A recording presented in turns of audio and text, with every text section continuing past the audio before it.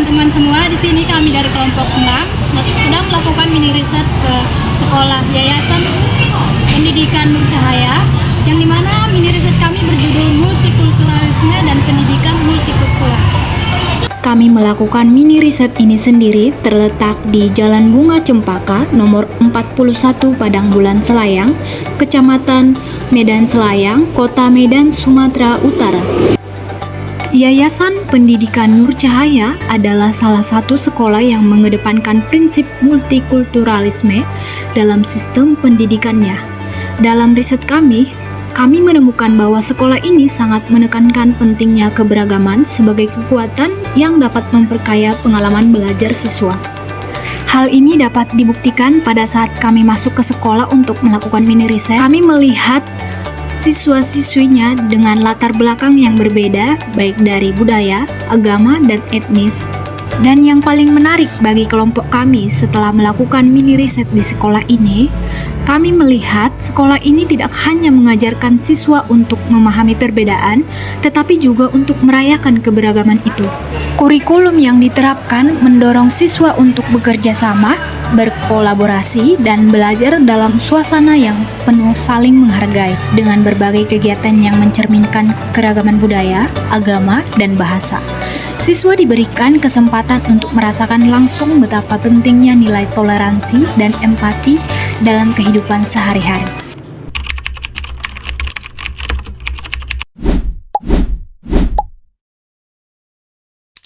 Selamat pagi untuk kita semua. Perkenalkan, saya Rahel dari kelompok 6 bersama dengan rekan-rekan saya yang bernama Jessi Astasia, Risma dari Tonga, dan satu lagi yang dari dokumentasi itu Mita Dina Prastiwi.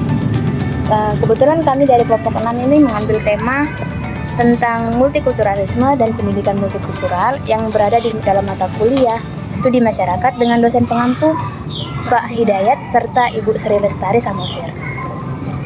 Dan samping saya ini ada sebagai narasumber saya yang berasal dari Sekolah Pendidikan SMA Nur Cahaya yang dengan beliau bernama saya Ibu Mary.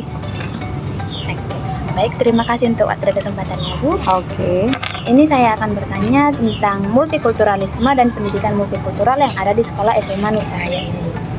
Pertanyaan saya, bagaimana sekolah mendefinisikan tentang multikulturalisme? Kalau didefinisikan secara langsung itu nanti general. Tapi yang pasti di Sekolah Nur Cahaya ini multikultural atau keberagaman itu sudah ada. Keberagaman dari suku, keberagaman dari budaya, keberagaman dari agama. Jadi kalau kita generalisasikan bahwasanya di sini menerima bahwasanya kita itu multikulturalnya itu ada. Nah, gitu. Pertanyaan selanjutnya itu, Bu, apa saja nilai-nilai multikulturalisme yang ingin ditanamkan ke sekolah, dari sekolah pada seluruh peserta didik yang ada di sekolah ini? Yang pertama itu karena adanya multikultural itu harus tolong-menolong, harus saling mengasihi, mengerti, dan yang paling utama adalah toleransi. Apakah selama di sekolah ini itu terrealisasikan dengan baik atau adakah hambatan dan tantangannya gitu? Kalau di Sekolah Nur Cahaya pasti terrealisasi dengan adanya misalnya pentas seni, kita boleh mengadakan acara-acara yang mana kita boleh menggerakkan setiap siswa dengan latar belakang suku atau agamanya, menampilkannya dalam berbagai tampilan budaya daerahnya. Apakah kalau dia orang Batak dia Nortor, orang Nias pasti dia menari setarian Nias, Jawa, Melayu dan sebagainya. Gitu. Dan kalau misalnya di sini merealisasikannya dalam acara keagamaan, contohnya kayak hari ini sudah terbukti yang beragama Islam yang lagi mengadakan lagi di bulan Ramadan seperti ini, mereka ada kegiatan tersendiri. Yang beragama di luar daripada agama Islam ada kegiatan tersendiri. Jadi saling mendukung dan saling menjaga toleransi tersebut. Apakah pendidikan multikultural itu dapat diterapkan di semua tingkat pendidikan? Harus, karena kalau toleransi itu karena kita berbagai suku, budaya, agama dan ras itu harus kita terapkan dari awal. Karena kenapa? Pendidikan sejak dini dengan bertoleransi kepada orang lain akan jauh menciptakan rasa keberagaman ini, rasa persatuan dan kesatuan dan cinta terhadap tanah air kita lah. Oke.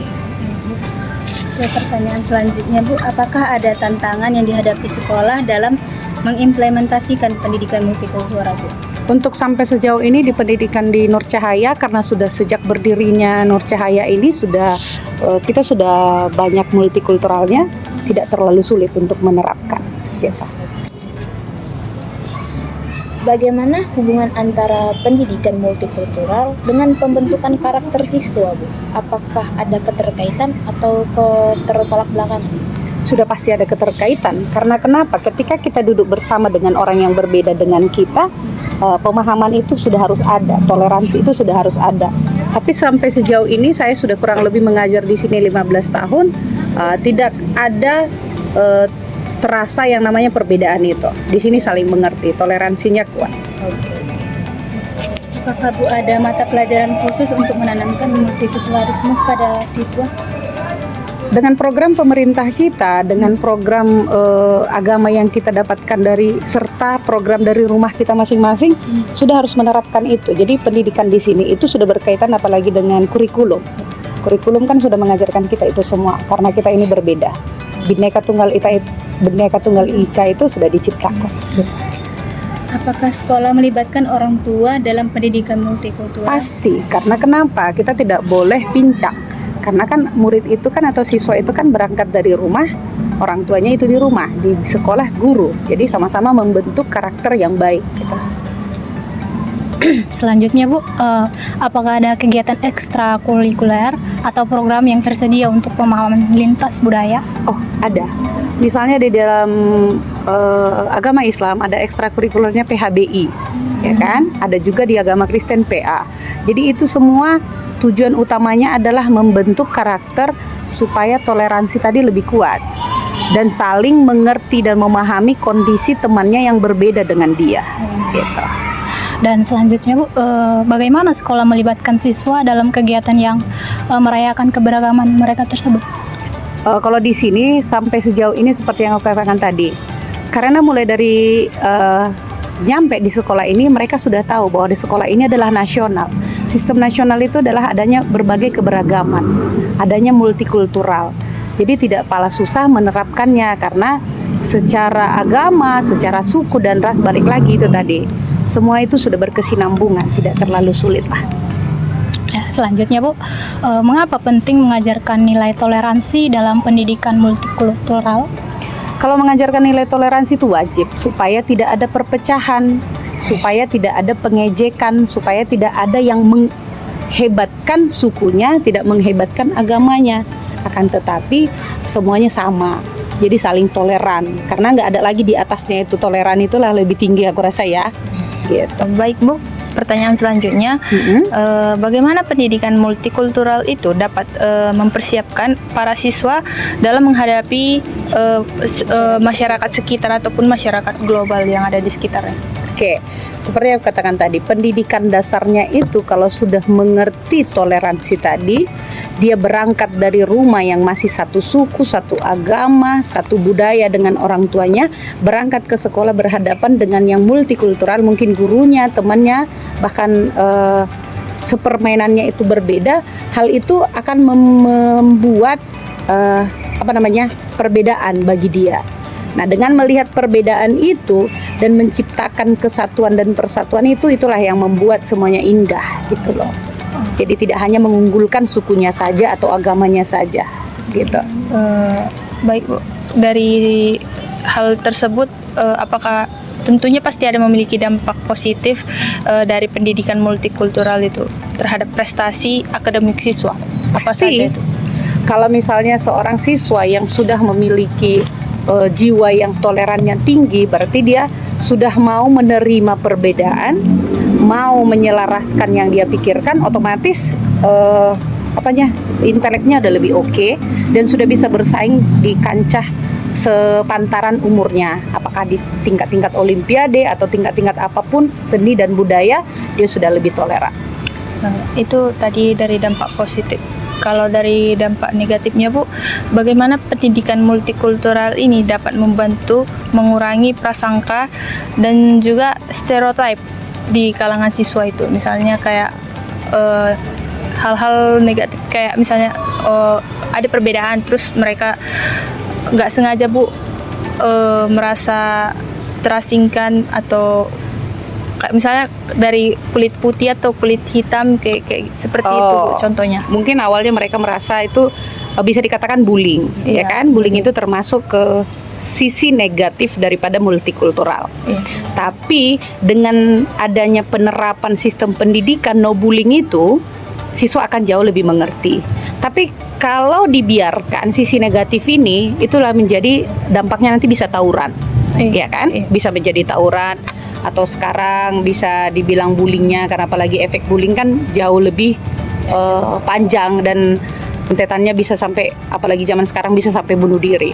Nah, pemerintah kita sudah peka terhadap hal itu, makanya di setiap kurikulum kita maupun bidang studi apapun itu sudah dikatakan bahwasanya tidak boleh ada pembulingan tadi.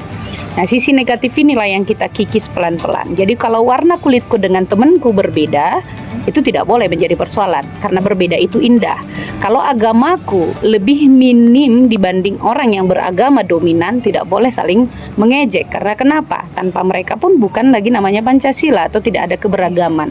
Jadi keberagaman inilah, multikultural ini yang kita kerjasama dengan orang tua, dengan lingkungan, kita menjadi satu. Bagaimana membangun generasi-generasi muda ini yang tidak ada lagi yang namanya perbedaan.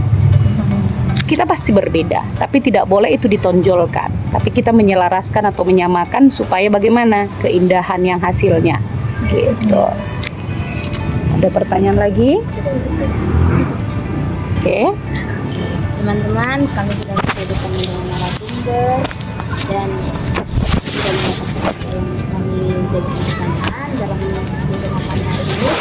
Sekian dan terima kasih dari kami. Sampai jumpa kembali. Bye. Oke, udah sampai bahasa kita.